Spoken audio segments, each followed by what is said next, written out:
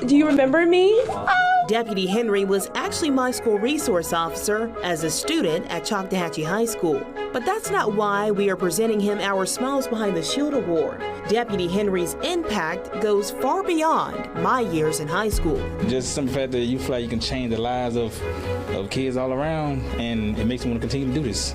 Mikhail McCaskill and his twin brother Michael recently took their fire safety demonstrations to the Girl Scout troop at True Light Missionary Baptist Church. This four-legged law enforcement officer, known for giving out free hugs, may be sweet, but don't let her fool you. She's got a serious job to do. Meet K9 Esty and her handler Sergeant Laura Grantham. This dynamic duo helps the Mobile County Sheriff's Office track down hidden electronic storage devices that suspects try to keep out of sight. These three Daphne firefighters navigate a rescue boat through Spanish Fort neighborhoods after heavy rains and flash flooding trapped people in their homes earlier this month. We're able to get in contact with the family, 3 adults and a child, and then later on we ended up coming in contact with a couple more individuals as well. And I've got to give great credit to these guys here, Lieutenant Dakota and Firefighter Roger.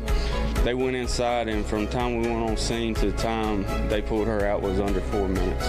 And that is a very great time, especially with only 4 guys. Running a successful jail is treating the inmates with respect, and aside from maybe needing a little bit more salt in the food, it sounds like Fairhope is doing something right. You have to give these guys, when they're in there, a little hope when they leave here.